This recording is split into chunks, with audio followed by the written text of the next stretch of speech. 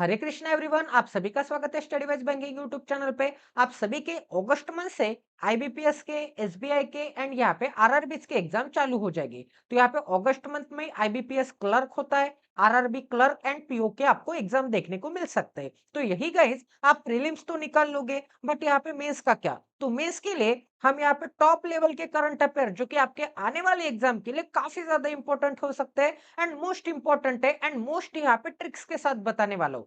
तो please guys, आपको इस सेशन को ज्यादा से ज्यादा शेयर करना है। अगर आपको ये क्लासेस, ये सेशन यहाँ पे कंटिन्यू चाहिए होगे तो यहाँ पे हम एवरीडे 15 टू 20 एमसीक्यू करेंगे, जिससे कि आपकी एवरीडे करंट अफेयर में पकड़ बनती जाएगी एंड आपको डे बाय डे यहाँ पे इसमें ग्रास्पिंग पावर इंक्रीज होती जाएगी। तो चलिए आज की वीडियो की शुरुआत करते हैं। तो यहाँ पे सबसे पहले तो आपको यहाँ पे सॉल्व करना है, आपको यहाँ पे क्वेश्चन का यहाँ पे गेसिंग करना है। तो यहाँ पे इसका आंसर भी दूंगा, एक्सप्लेनेशन भी दूंगा। तो यहाँ पे क्या बोला है guys, SBI mutual fund raises stake in Kotak Mahindra bank to over. तो एसबीआई के कोटक महिंद्रा बैंक में स्टेक जो है वो कितने परसेंट से यहाँ पे ज्यादा हो चुका है, या फिर इनमें से कौन सा ऑप्शन आपको क्लोजेस्ट दिख रहा है? तो 10% है, ऑप्शन बी 6% है, ऑप्शन सी 8% है, ऑप्शन डी 5% है एंड ऑप्शन ई यहाँ पे 12% है। तो इसका आंसर क्या आ जाएगा गाइस? इसका आंसर आ जाएगा यहाँ पे ऑप्शन नंबर डी, यहाँ पे 5% आ जाएगा। तो यहाँ पे एक्सप्लेनेशन देख लेते हैं। यहाँ पे आंसर क्या आ जाएगा? ऑप्शन नंबर डी, यहाँ पे 5% आ जाएगा। तो गाइज यहाँ पे एक्सप्लेनेशन में क्या दिया है? यहाँ पे बोला है कि एसबीआई म्यूचुअल फंड ने इंक्रीज किया stake in Kotak Mahindra bank up to और यहाँ पे 5%। ठीक है। एंड आगे क्या बोला है गाइज यहाँ पे? SBI mutual fund claim that in a new investment it's ownership of Kotak Mahindra bank कितनी हो गई है? यहाँ पे 5 पॉइंट, यहाँ पे 01% हो गई है। एग्जैक्ट वैल्यू अगर आपसे पूछी है तो 5 पॉइंट यहाँ पे 01 है। अब कोटक महिंद्रा बैंक कब फाउंड की गई थी? यहाँ पे 1985 में। वही यहाँ पे एसबीआई म्यूचुअल फंड 1987 में। ठीक है। वही दोनों का हेडक्वार्टर आपको कहाँ पे दिखेगा? यहाँ पे मुंबई महाराष्ट्र में दिखेगा। इसके एमडी एंड सीईओ कौन है? अशोक वासवानी। एंड यहाँ पे एमडी एंड सीईओ कौन है? शमशेर सिंह है। ये SBI mutual fund joint venture है State Bank of India and Amundi group का। ठीक है। एक अम्युंडी ग्रुप है जो कि यूरोपियन असेट मैनेजमेंट कंपनी है। तो यहाँ पे आपको एक चीज ध्यान में रखनी होगी कि दोनों के हेडक्वार्टर मुंबई में है। यहाँ पे कोटक जो है 1985 है, एसबीआई म्यूचुअल फंड है 1987 है। जॉइंट वेंचर किसके बीच में है? यहाँ पे अमुंडी एंड यहाँ पे एसबीआई के बीच में। अब यहाँ पे एसबीआई म्यूचुअल फंड मतलब क्या आ जाएगा? एसबीआई तो होगा ही, एंड उसके साथ साथ यहाँ पे अमुंडी नाम की कंपनी है जो कि यूरोपियन असेट मैनेजमेंट कंपनी है। अब आगे देखते हैं गाइस, नेक्स्ट क्वेश्चन देखते हैं। यहाँ पे क्या बोला है? Export import bank of India was establish in which year? तो यहाँ पे स्टैटिक जीके के ऊपर यहाँ पे क्वेश्चन पूछा गया है। तो एक्सपोर्ट इंपोर्ट बैंक है, उसका यहाँ पे एस्टेब्लिशिंग ईयर कौन सा है? ठीक है। तो एक्सपोर्ट इंपोर्ट बैंक का यहाँ पे लोगो भी आपको दिख रहा होगा। तो इसका आंसर क्या आ जाएगा गाइस? इसका आंसर आ जाएगा ऑप्शन नंबर ए, 1982। तो यहाँ पे 1982 में ये बैंक एस्टेब्लिश की गई थी। अब यहाँ पे एक्सप्लेनेशन में देखते हैं अबाउट एक्सपोर्ट इंपोर्ट बैंक के। तो फाउंडेड किया गया था 1 जनवरी, एवरी ईयर मतलब न्यू ईयर।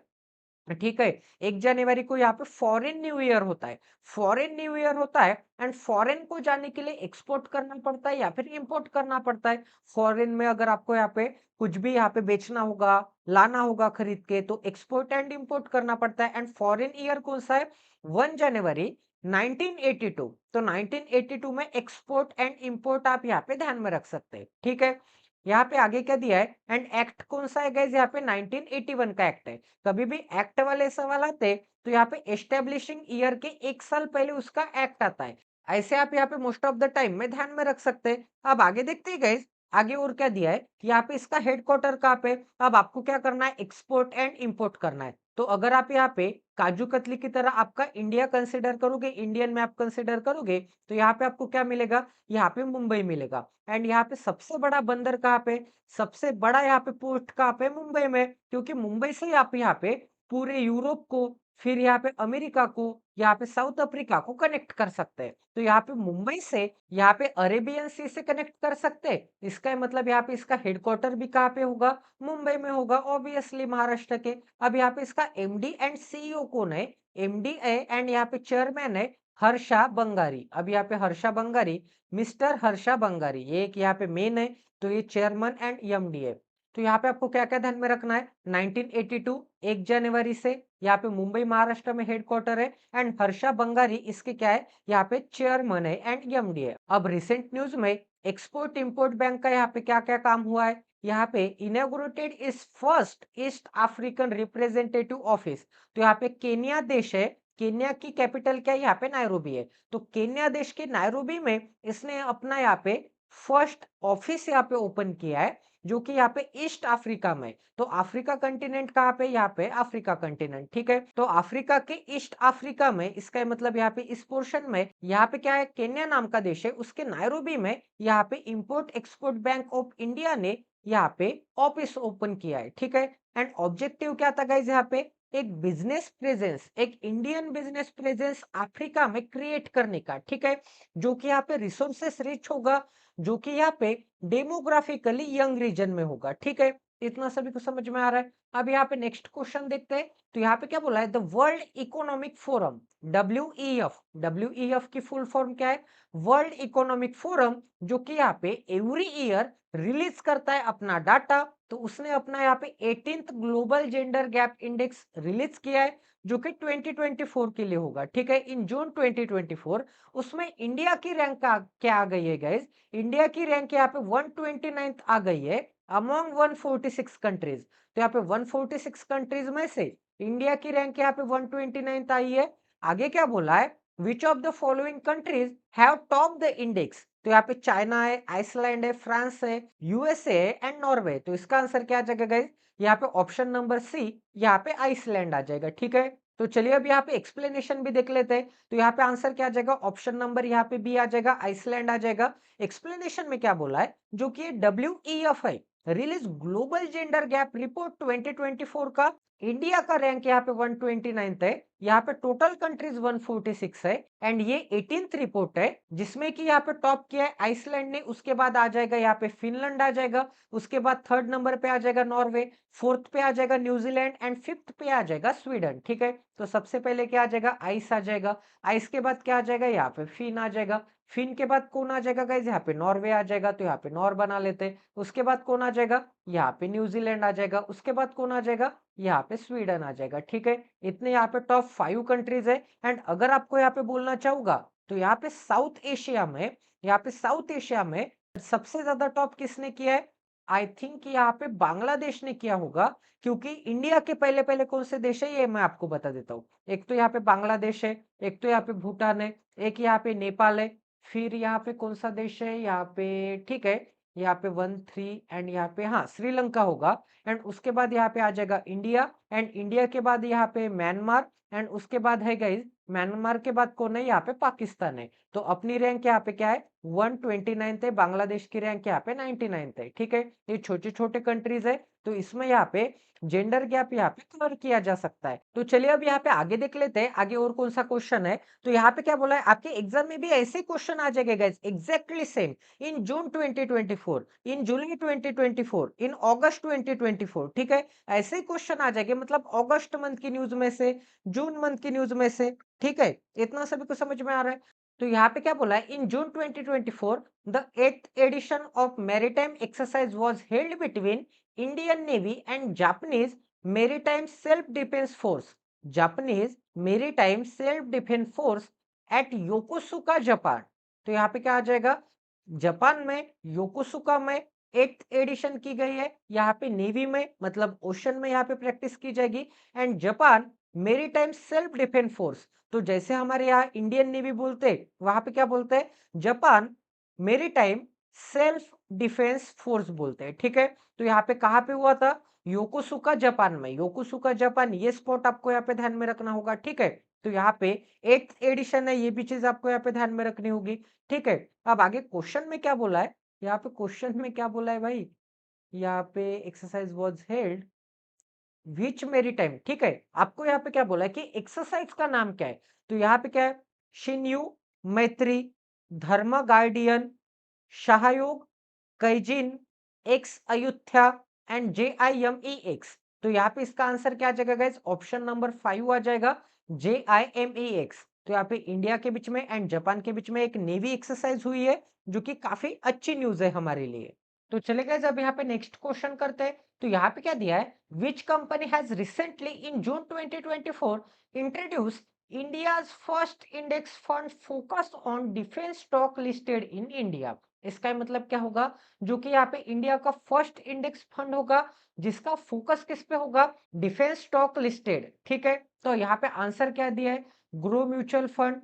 फिर क्या दिया है यहाँ पे, Mirae asset mutual fund. Third option क्या है, Motilal Oswal asset management company limited, ICICI prudential mutual fund, SBI mutual fund. तो इसका आंसर क्या आ जाएगा गाइस, यहाँ पे आंसर आना चाहिए ऑप्शन नंबर यहाँ पे थर्ड आना चाहिए। ठीक है, तो यहाँ पे भी क्या आंसर है, यहाँ पे थर्ड नंबर का ऑप्शन है। ठीक है, Motilal Oswal asset management company limited. अब यहाँ पे नेक्स्ट क्वेश्चन करते हैं। यहाँ पे क्या बोला है, who has been recently in June 2024 sworn in as the 18th chief minister of Andhra Pradesh, succeeding YS Jagan Mohan Reddy, who served as CM of Andhra Pradesh from 2019 to 2024। तो यहाँ पे 2019 टू 2024 कौन CM था, यहाँ पे YS Jagan Mohan Reddy था। तो यहाँ पे आंसर क्या आ जाएगा गाइस, अब यहाँ पे 2024 से लेके यहाँ पे फिर से 5 साल, मतलब यहाँ पे 2019 तक। अब यहाँ पे सीएम कौन रहने वाले, यहाँ पे भूगन्ना राजेंद्र रेड्डी, नीतीश कुमार, चंद्रबाबू नायडू, पवन कल्याण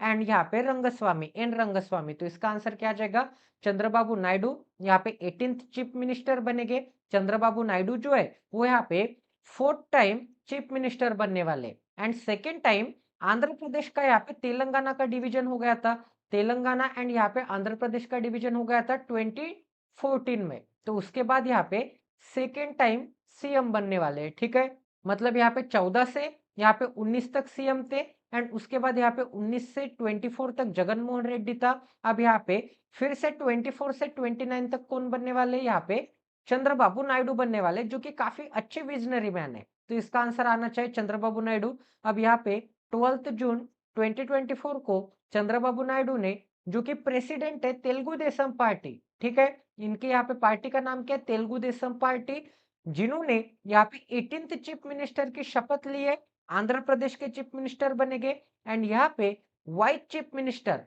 यहाँ पे कौन बनेंगे, पवन कल्याण बनेंगे। पवन कल्याण की भी काफी अच्छी पार्टी है, 20 सीट्स यहाँ पे थे एमएलए के लिए एंड 21 आउट ऑफ 21 सीट्स, पूरे के पूरे सीट्स पवन कल्याण ने यहाँ पे, जितने सीट्स यहाँ पे खड़े किए थे पूरे सीट्स यहाँ पे विन किए हैं। ठीक है, यहाँ पे total number of seats I think 175 है, मुझे एग्जैक्ट नंबर नहीं पता, आपको सर्च करना है एंड कमेंट सेक्शन में बताना है। तो यहाँ पे वही बोला है कि ये जो सीएम है ये 4th सीएम है एंड यहाँ पे डिवीजन के बाद आंध्र एंड तेलंगाना का, मतलब 2014 के बाद यहाँ पे सेकेंड टाइम सर्व कर रहे एज ए चीफ मिनिस्टर। अब यहाँ पे नेक्स्ट क्वेश्चन करते हैं। एंड इनका बीजेपी के साथ गठबंधन था। ठीक है, तो चंद्रबाबू नायडू, नीतीश कुमार, पवन कल्याण, फिर यहाँ पे पासवान, चिराग पासवान, अपने महाराष्ट्र से एकनाथ शिंदे जी, इन सभी का, अजित पवार, बीजेपी का यहाँ पे इनके साथ टाई अप था। ठीक है, अब आगे देखते हैं गाइस, यहाँ पे क्या दिया है, who recently in June 2024 become the 15th chief minister. अब यहाँ पे आंध्र प्रदेश के कितने थे, यहाँ पे आंध्र प्रदेश का 18th था। ठीक है, अब यहाँ पे किसका दिया है, यहाँ पे ओडिशा का दिया है। तो यहाँ पे ओडिशा का कितना होगा, यहाँ पे ओडिशा का 15th होगा। तो यहाँ पे ओडिशा का 15th चीफ मिनिस्टर। तो यहाँ पे सबसे पहले कौन था, इसके पहले कौन था, नवीन पटनायक जी थे। तो नवीन पटनायक को अब यहाँ पे रिप्लेस कौन करेंगे, रिप्लेस करेंगे यहाँ पे मोहन चरण मांझी, पेमा कंडू, सुखविंदर सिंह सुक्कू, अजंता नियोग, ब्रिजेश मल्होत्रा। तो इसका आंसर क्या आ जाएगा गाइस, इसका आंसर आना चाहिए ऑप्शन नंबर ए, जो कि बीजेपी के लीडर है, एमएलए थे, काफी अच्छे हैं, काफी सपोर्टिव है, मोहन चरण मांझी। तो ये क्या बनेंगे, यहाँ पे 15th चीफ मिनिस्टर बनेंगे, जो कि उड़ीसा के हो गए एंड उड़ीसा के बीजेपी के चीफ मिनिस्टर हो गए। ठीक है, इतना सभी को समझ में आ रहा है। इस तस्वीर में आपको हमारे प्यारे भारत के नरेंद्र मोदी जी भी दिख रहे हैं एंड यहाँ पे मोहन चरण मांझी भी दिख रहे हैं। अब आगे देखते हैं गाइस, आगे क्या दिया है यहाँ पे, who was recently in June 2024 elected as the first vice chair of the International Chamber of Commerce। International chamber of commerce, ICC का यहाँ पे क्या बोला है, फर्स्ट वाइस चेयर। तो आईसीसी के फर्स्ट वाइस चेयर है, इसलिए ये इंपॉर्टेंट बन जाता है। तो इसका आंसर क्या आना चाहिए, यहाँ पे ऑप्शन नंबर 3 आना चाहिए। ये एरो यहाँ पे सही जगह पे आके पहुंच गया है, यहाँ पे हर्ष पाती सिंघानिया।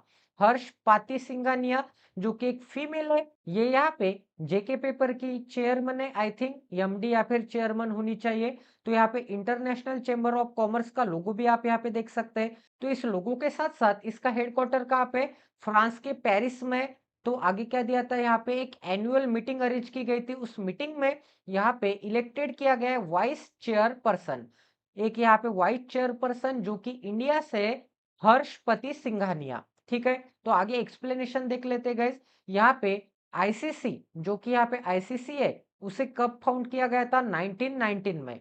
इसका मतलब यहाँ पे 1919 में फाउंड किया गया था। एंड ये जो हर्षपति सिंघानिया है, ये सीएमडी है, मतलब चेयरमैन एंड मैनेजिंग डायरेक्टर है जेके पेपर्स लिमिटेड की। अब आगे देख लेते गाइस, आगे क्या दिया है यहाँ पे, who has been recently in June 2024 appointed as the DG, मतलब director general of the Federal of Indian Chambers of Commerce and Industry, FICCI के डायरेक्टर जनरल किसे चुना गया है। तो ऑप्शन नंबर 1 है मुंदकुर श्यामा प्रसाद कामत, सेकेंड ऑप्शन है ज्योति विज, थर्ड ऑप्शन है राजेंद्र प्रसाद गोयल, फोर्थ ऑप्शन है Ashwini Kumar and fifth option है अनिश शाह।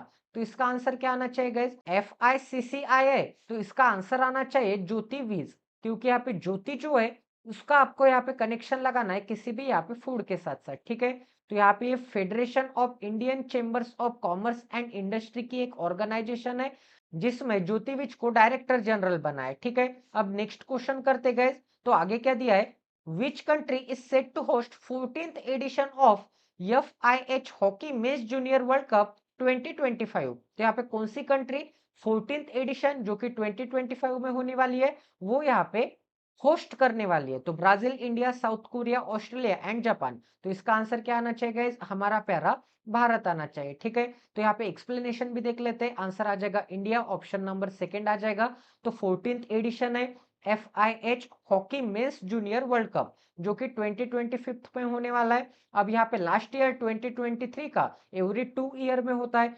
2023 का लास्ट टाइम किसने जीता था, यहाँ पे जर्मनी ने जीता था। अब यहाँ पे इस बार हिस्ट्री में पहली बार 24 पार्टिसिपेंट टीम होने वाले। ठीक है, एंड 14th एडिशन होगा मेंस का जूनियर वर्ल्ड कप जो कि 2025 में आने वाला है एंड इंडिया होस्ट करने वाला है। ठीक है, एंड आगे क्या बोला है गाइस, यहाँ पे आगे बोला है the decision was taken by the executive board of international hockey federation. तो इसका डिसीजन कौन लेते हैं, यहाँ पे हॉकी कौन मैनेज करता है इंटरनेशनल लेवल पे, इंटरनेशनल हॉकी फेडरेशन मैनेज करता है, जिसका हेडक्वार्टर कहाँ पे, स्विट्जरलैंड में। ठीक है, ये भी चीज आपको यहाँ पे ध्यान में रखनी होगी। अब आगे क्या दिया गया यहाँ पे, फर्स्ट टाइम ही 24 टीम्स पार्टिसिपेट करने वाले, ये भी इंपॉर्टेंट चीज है। अब आगे और क्या दिया है, अब यहाँ पे इंपॉर्टेंटली आपको बोलना चाहता हूं कि दिसंबर 2025 में ये यहाँ पे टूर्नामेंट होस्ट होने वाला है इंडिया में।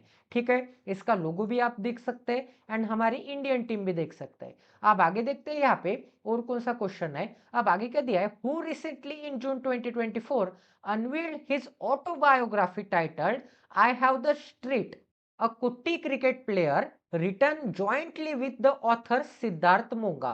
तो इसका आंसर क्या आ जाएगा गाइस, यहाँ पे किसके ऊपर ऑटोबायोग्राफी है, किसने लिखी है, तो इसका आंसर आ जाएगा Virat Kohli, Ravichandran Ashwin, Shane Watson, Surya Kumar Yadav and यहाँ पे युवराज सिंह। तो यहाँ पे अ कुट्टू, ठीक है, अ कुट्टी क्रिकेट स्टोरी, कुट्टी मतलब आपको यहाँ पे एक साउथ की तरफ से आपको दिख रहा होगा, एक साउथ वर्ड दिख रहा होगा। ठीक है, तो साउथ वर्ड दिख रहा है, तो इसका आंसर भी एक साउथ क्रिकेटर से रिलेटेड होना चाहिए। तो युवराज सिंह नहीं आ सकता, यहाँ पे विराट कोहली नहीं आ सकता, शेन वॉटसन तो ऑस्ट्रेलिया से है, सूर्य कुमार तो अभी अभी आए, वो तो कुछ किताब लिख ही नहीं सकते, तो आप गेस वर्क भी कर सकते हैं। इसका आंसर क्या आना चाहिए, यहाँ पे रविचंद्रन अश्विन आना चाहिए। ठीक है, तो इस किताब का आपको यहाँ पे तस्वीर भी बता देता हूँ, ऑटोबायोग्राफी की किताब है जो कि रविचंद्रन अश्विन ने लिखी है सिद्धार्थ मूंगा के साथ मिलके। ठीक है, इनके गाइडेंस के साथ साथ, क्योंकि कुछ ना कुछ ऑथर आपको कंपलसरी चाहिए चाहिए हेल्प के लिए। तो यहाँ पे क्या आंसर आ जाएगा, रविचंद्रन अश्विन आ जाएगा। ठीक है, तो चले गाइस आज का सेशन एंड कर लेते हैं। आज हमने काफी क्वालिटी के 10 12 15 क्वेश्चन किए, एवरीडे हम यहाँ पे करवाते जाएंगे। यहाँ पे 10 बजे के बाद ये सेशन आपको मिल जाएगा। तो चलिए, आई होप कि आपको यहाँ पे समझ में आ गया होगा, आई होप कि आपको काफी ज्यादा हेल्प मिल रही होगी इस सेशन से। तो मिलते हैं अगले सेशन में। जय Sitaram, stay tune with us till then, take care and love you guys.